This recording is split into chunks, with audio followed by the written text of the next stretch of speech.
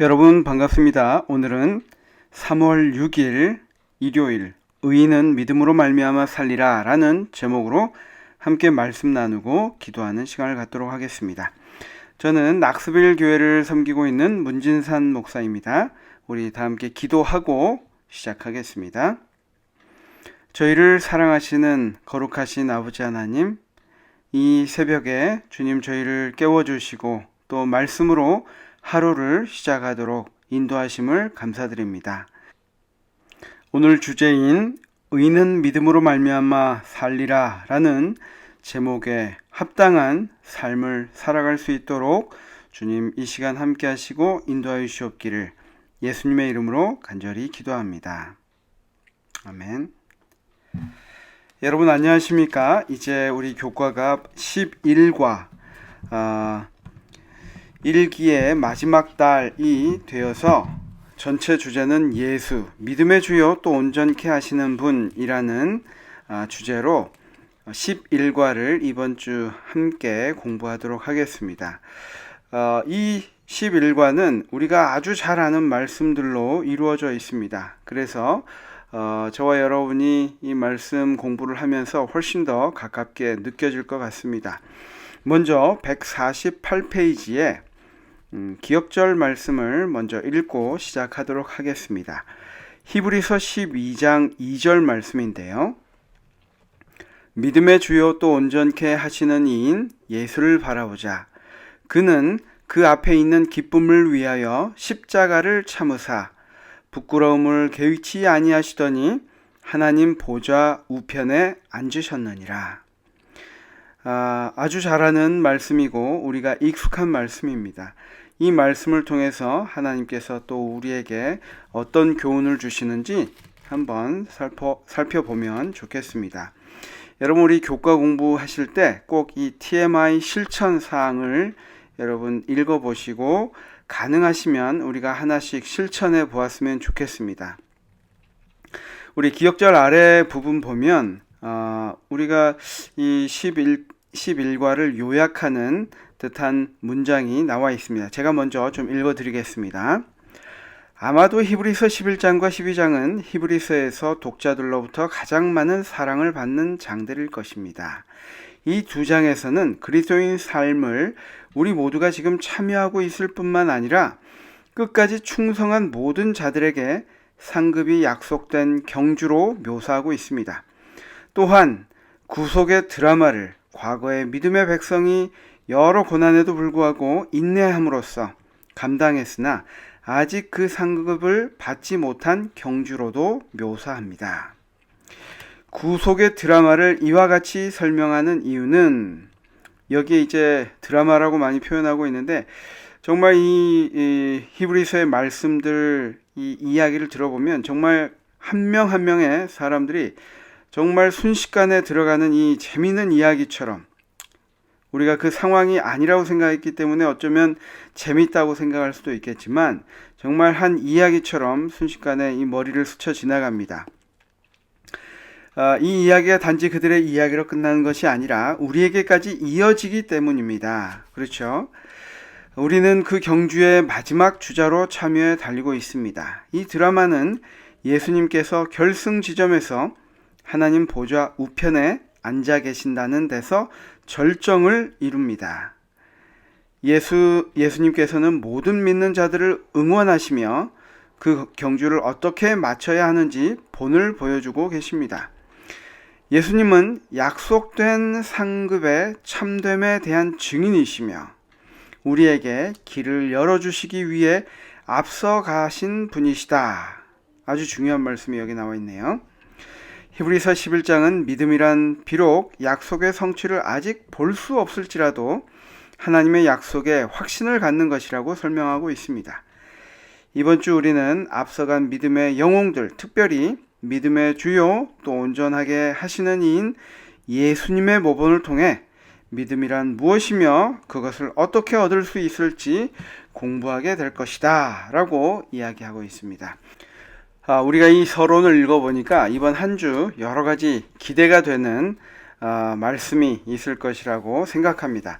우리 150페이지로 넘어가서 첫째 날 일요일 의인은 믿음으로 말미암아 살리라 라는 제목을 한번 살펴보도록 하겠습니다. 히브리서 10장 35절부터 39절을 읽어보라.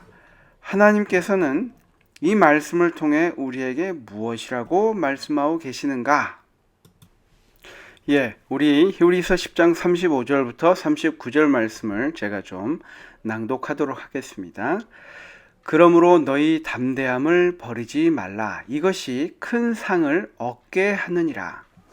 너희에게 인내가 필요함은 너희가 하나님의 뜻을 행한 후에 약속하신 것을 받기 위함이라. 잠깐 후면 오실 이가 오시리니 지체하지 아니하시리라.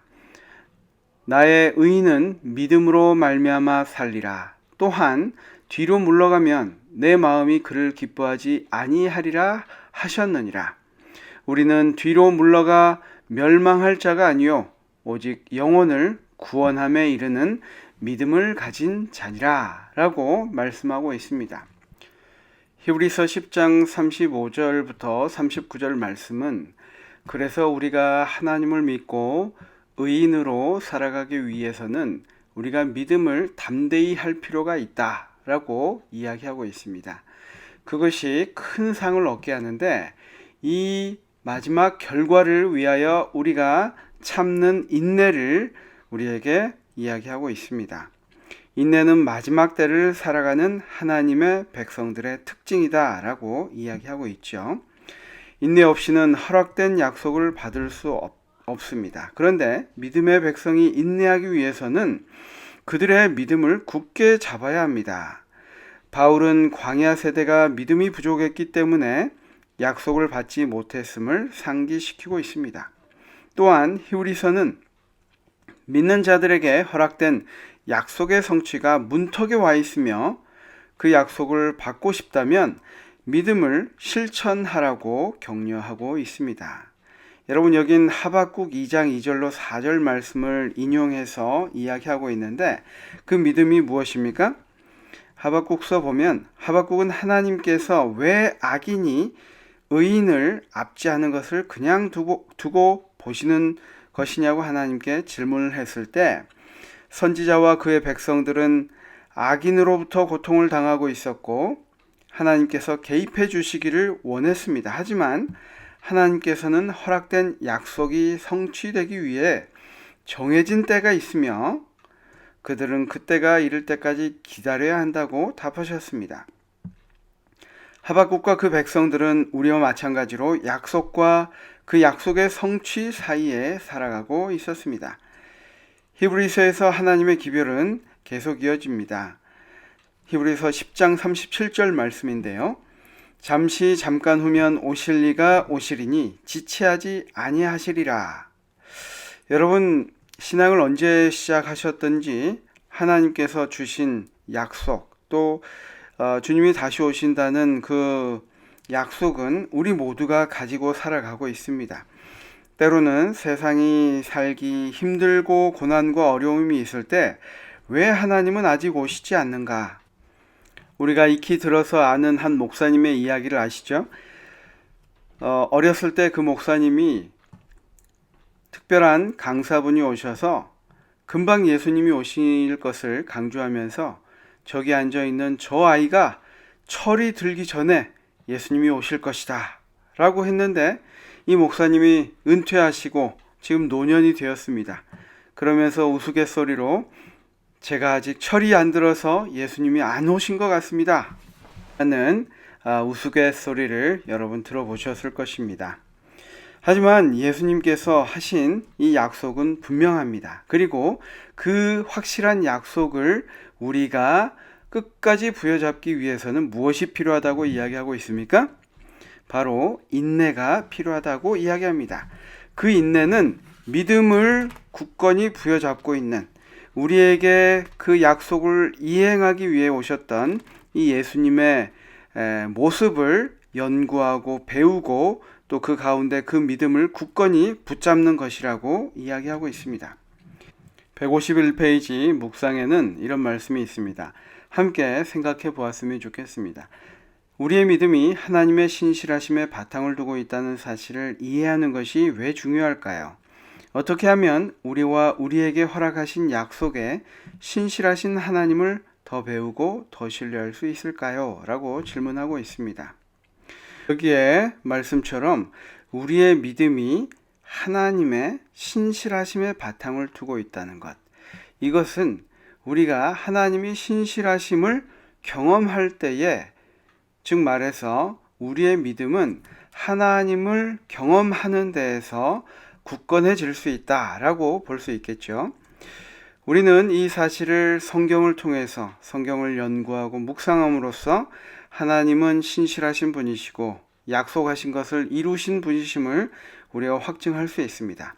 또 한 가지, 우리가 그러한 믿음, 작을지라도 그러한 믿음을 우리 삶 속에서 실천할 때에 우리는 그 경험들을 통하여 하나님은 신실하신 분이시다 라는 것을 배우고 확증하게 된다는 것입니다.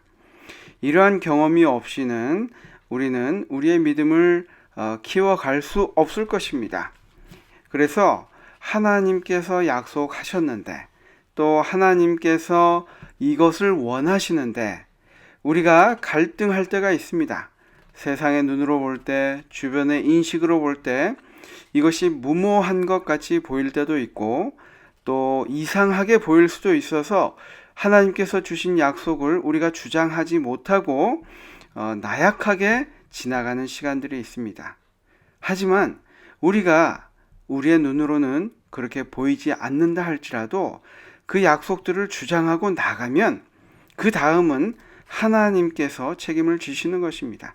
그러한 도전을 하고 경험을 할 때에 우리의 믿음이 성장해 갈 수 있습니다. 믿음의 도전 정신, 이것은 참으로 중요합니다. 우리는 어떻게 보면 우리 자신을 제한시키고 하나님이 계신데 하나님은 없는 것처럼 이 세상을 살아가고 있는지도 모르겠습니다.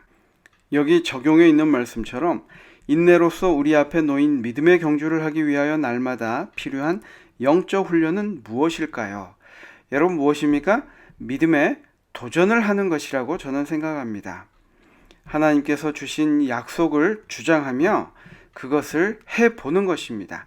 그럴 때 우리가 예상하지 못했던 하나님의 섭리들이 이루어지는 것을 우리가 경험해야만 우리의 믿음의 성장이 있습니다. 그리고 그러한 경험들을 통하여 우리는 인내를 가질 수 있습니다. 우리는 그런 경험을 통하여 결국에는 하나님이 신실한 분이시고 나를 위하여 이 땅에 오셔서 십자가에 달려 돌아가시는 최고의 사랑을 보이셨음을 우리가 확증하고 그 믿음 위에 예수님을 기다릴 수 있게 되는 것입니다. 여러분, 오늘 하루를 어떻게 계획하십니까?